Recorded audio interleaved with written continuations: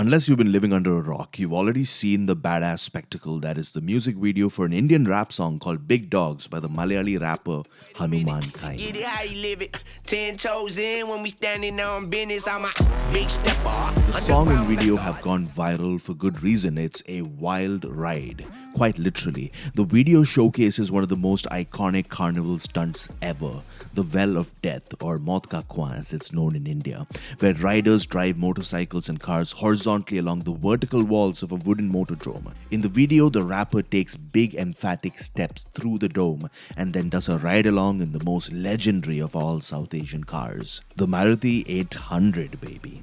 It's been called the hardest music video ever and the song of the summer. Who'd have thought that Charlie XCX's biggest counterculture competitor for the zeitgeist would be a relatively low-key musician from the south of India?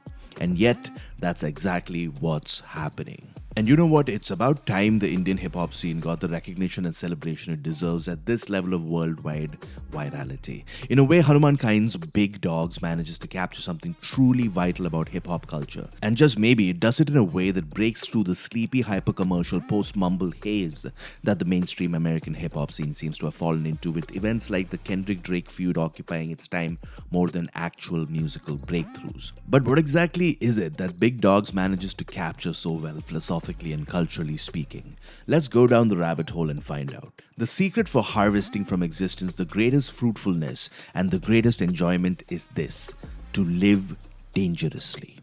When the German philosopher Friedrich Nietzsche said this line almost 150 years ago, he probably did not expect it to be used in a video essay analyzing rap music. And yet, no philosopher captures the pain, power, passion, and purpose of hip-hop as well as Nietzsche. And conversely, no genre of music captures Nietzsche's idea of the will to power in its truest sense as well as rap music. Hip-hop's origins are rooted in the struggle of turning the often painful reality of the black experience in America into power through creative expression. It's about telling real stories from the street that challenge the snobby moral posturings of high culture. You see it in Public Enemy's call to fight the power, Nas's Illmatic poetically communicating the perils of life in the Queensbridge projects, Tupac combining his Shakespearean theatre background and Black Panther roots to become the most powerful street orator of all time, Lauryn Hill consoling us that everything is everything, or what is meant to be will be, and Kendrick's allegorical exploration of depression, discrimination, symbolic death and resurrection into Pimp a Butterfly. They tell us the stories that matter, the stories that have always been a central part of hip-hop. I mean, there's also the Lil Pumps, Iggy Azaleas, the Marky Marks and their equivalents in every generation of hip-hop. Grifters, culture shifters and meaning drifters like in every other field of art. But no matter how far and long the genre strays, no matter how corny some of its phases and avatars, hip-hop as an art form always comes back to three fundamental elements: authenticity, celebration, and defiance. And as rap music was exported all over the world, it found new ways to express what's authentic, new opportunities for celebration, and new systems of oppression to defy. These three elements have always been a strong part of Indian counterculture, and that's perhaps why rap music has become so embedded in it. Most people outside of the context may not be able to recognize this yet, but hip-hop is entering a new golden age through South Asia and its diaspora, and it's doing it in a way that pays respect to the very essence of the hip-hop tradition. Now, of course, there will always be the version of hip-hop that takes a huge commercial detour away from the authenticity and defiance elements to focus on just the celebration part, which can be fun for a bit, but it often ends up becoming the vapid, soulless glorification of material excess and decadence. It's certainly one part of Indian rap music, like everywhere else, and likely the part of it that gets the most airtime. But then there's the really exciting stuff. You've got artists like Divine and Nazy in Mumbai's buzzing hip-hop scene talking about their community struggle for recognition, respect, and rupees to make it in the metro. Their street stories finally got got the attention they deserved when they became the inspiration for Gully Boy, a movie that shows the struggles and rise of a young Indian rapper from the slums. Nas was a producer on the project. It was a huge hit and it was India's entry for the 92nd Academy Awards. And although it wasn't nominated, it brought homegrown hip-hop and the subgenre of gully rap to the big screen. And that is just the tip of the iceberg. You've got Brother V's lyrical dexterity, Raftar and Emiway Bantai's gangster meets grindset grooves, Sidhu Moosewala's legendary folk bars, Underground Authority's explosive rap rock, Arivu's anti-caste activism, street academic social commentary, Rebels' verses about facing life struggles head-on, and so much more. You've got Punjabi rap, Tamil rap, Telugu rap, Kannada rap, Malayalam rap, Tamil Malaysian rap, Punjabi Canadian rap, Indian English rap, all emerging from the culture. So where does Hanumankind's Big Dawgs fit in? What does it represent, and why did it become a cultural moment? To understand this, we have to see the story within the story of being a rapper in India. The pursuit of a rap career is a recipe for a high-risk life where you must face the lowest of lows over and over again before ever getting a breakthrough. Unless you're an industry plant, of course. Drink.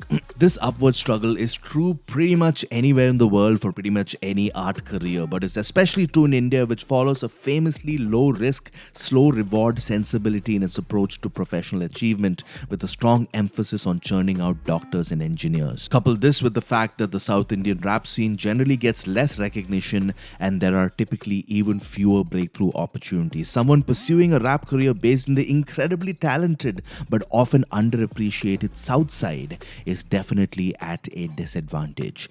It's almost like stepping into the well of death and getting into one of the cars spinning around in the wooden walls of the motordrome. It's the daring spirit of the circus performer on display, hustling to make it or die trying.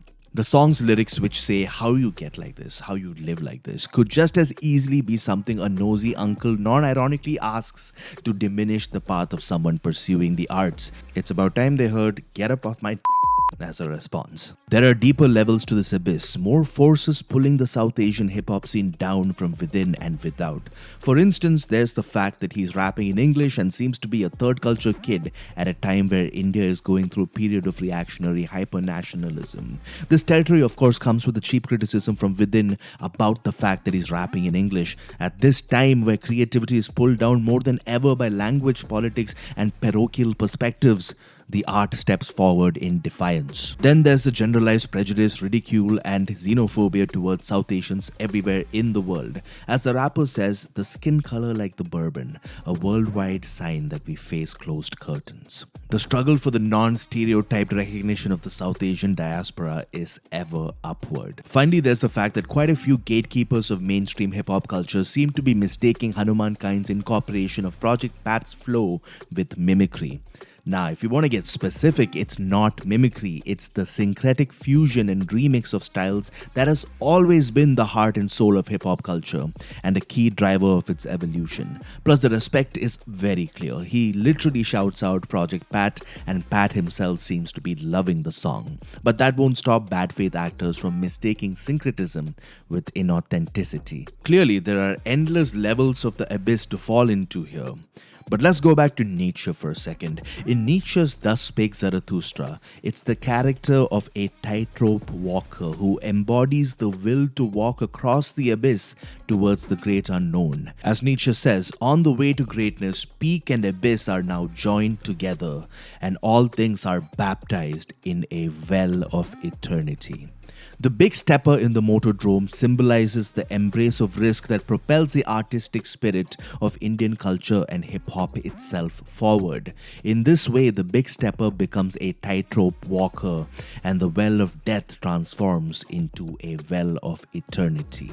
So I submit to you, watch the video and listen to the song again. Really pay attention to the meaning behind the madness this time. Whether he intended to or not, Hanumankind captures the hip-hop ethos, distilling it right down into its three basic elements: authenticity, celebration, and defiance.